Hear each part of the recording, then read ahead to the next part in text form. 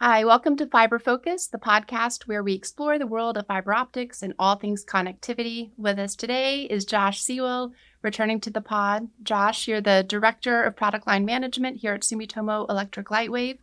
And what are we going to be talking about today? Well, Meredith, thanks for having me back. Glad to be back. Yeah, I wanted to talk about an article I read just the other day in Cable and Installation and Maintenance magazine, and it was talking about this transition, a forecasted transition of the hyperscale data centers taking up more of the data center capacity, but running from like 2018 up to 2030. By 2030, they're expecting that the hyperscale data centers will represent 61% of the data center capacity, and which is a significant transition. And we're already seeing that, that transition. We're already in the process of it and is transpiring. So I have no issues to believe that forecast is going to come true. But the thing that was interesting about that forecast or that report was that, so we're going to see big growth in the hyperscale data center. We've been seeing it. It's been going on, and it's forecasted to continue. But we're also seeing the growth in the colo space, the private networks. Those are also anticipated to grow. Now, they're going to be a smaller portion of the total data center space by 2030, but it doesn't mean that they have declining in their growth rate. Basically, everybody's going to be growing. Hyperscales are just growing at a much higher rate. And there was some regional aspects of the forecast that some regions are going to grow a little bit more than others and what have you. So that's to be expected. And there's a lot of different reasons that go into that, but that's, maybe a topic for another podcast. But the thing that was common though was that whatever the region, everyone's going to grow. And typically at least by a rate of 20% or more, and the hyperscalers considerably more than that. So that topic has kind of got me, it's relevant to some other things that we've been seeing in the market. So the hyperscalers are growing. You mentioned colos and private networks. Can you just talk a little bit about those colocation centers? And when you say private networks, like what sorts of, I mean, those are like hospitals, banks, education, like some of these critical functions. So there's growth across, not just the big cloud providers, but like across all sorts of network operations. Can you talk about what's driving that growth across those specific types of networks? Yeah, so to kind of answer several of those questions there. So first of all, it's everybody. Hospitals, entertainment facilities, financial institutions, they're everybody, educational systems, everybody's growing. Everybody's investing and in building out their infrastructures. And historically, or I say historically, in recent years, that has been driven by like cloud services and technology-based services that require the infrastructure.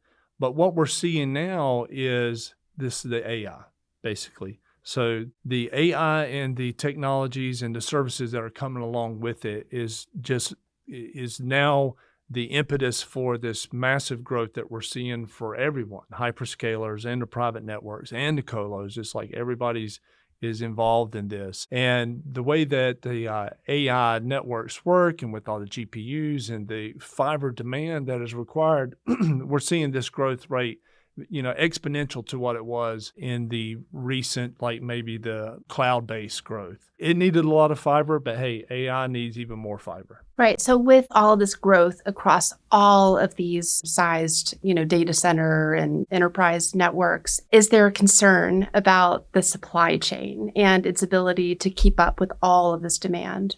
Yes. The answer is definitely yes. And we're seeing it and we're living it. Each day we're getting calls asking for, I need this type of cable or I need these type of products. What's the lead time? And we're also hearing stories too. They're coming in and saying, well, this supplier is quoting this and this supplier is quoting that. So we get that information and I'm sure our competitors are getting the same information about us as well. But yes, there is concern because the growth and the demand has come and has come so fast. It's outpacing supply capabilities right now. So yes, there is concern. What can our customers do about it, from the hyperscalers to the enterprise customers, everybody in between? Yeah, no, that's a good question. That's actually what I want to talk about today. So the challenge with the supply chain being what it is and the lead times that we're seeing, like we've heard some crazy things on lead times, 40 weeks, even a year. out on certain types of cables. And we've, had discussions with different players in the market. I can't really get into names and stuff like that, but everybody's feeling this, they're feeling the same pain. They're feeling the same situation. But there is hope. It requires some flexibility. And I would say maybe instead of using the word concern, I think one, they need to be aware.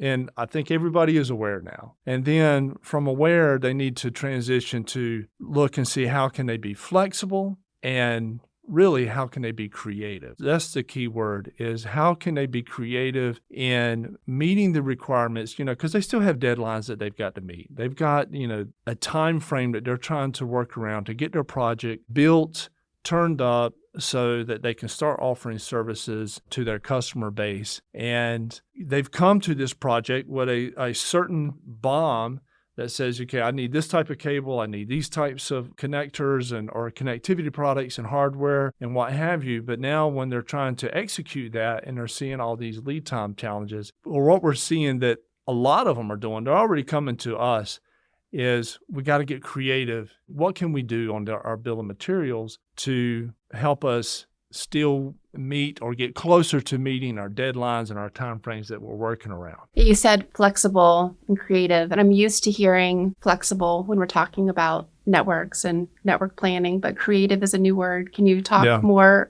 What do you mean by that, by creative?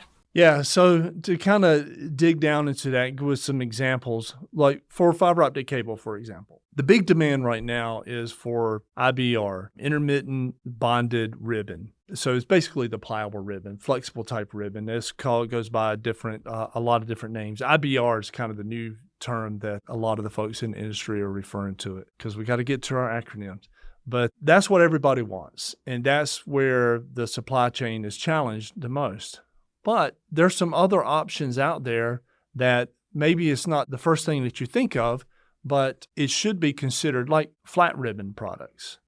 So flat ribbon, it has been around for a long time, decades, multiple decades. And those products, they work just as well as a product that uses an IBR. Now, your OD on your cable geometry might be a little bit larger. Maybe you got to do things a little bit differently with your connectivity products that you're going to. But splicing a 250 micron 12 fiber flat ribbon product has been around for a very long time. A lot of technicians that know how to splice pliable ribbon, they already know how to splice flat ribbon. They probably learned on flat ribbon. So you're not looking at a challenge in your knowledge and your skill set. It's just as easy to work with that as you can with the pliable ribbon fibers. But so that's one option, because legacy ribbon, there's the supply chain there is more mature than it is for the IBR type ribbons. So that's one option. The other thing is to look at, okay, well, my bill of material called out for, riser cable, or I need this type of outside plant cable. Or maybe if that's not available, look at an indoor-outdoor rated cable.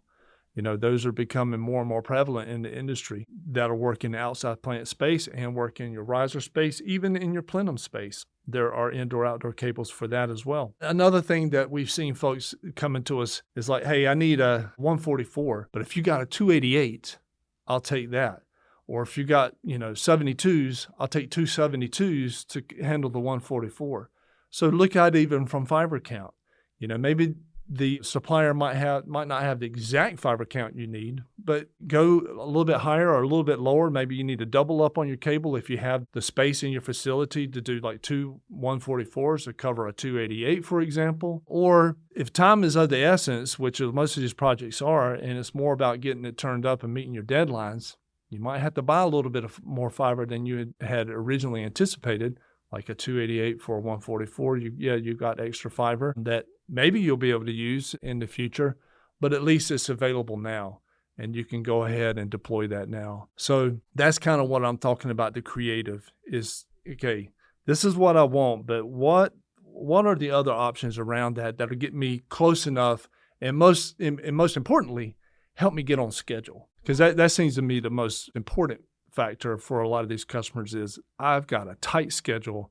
and I've got to hit that schedule. Right. Okay. So being creative with cable construction, the jacket rating, with fiber counts, you name it, right? Like just making sure that the cable is there when it needs to be there. Right. To get the network up and running. So beyond cable, though, is there? Yeah, I mean, I would like to say it's just this one, product that we're seeing, but it's not. We're seeing challenges in other products. Another example is like the multi-fiber MPO style connectors. Now, I think it's gotten a little bit better. Just a couple months ago, it was like really tight in the market. And it's still tight, but maybe not quite as tight. But it's something like that is see, is there a way I can work around having, the requirement of MPO connectors? I know you can't completely eliminate it, but there might be some parts of your applications or your network that you can use like a preterm solution.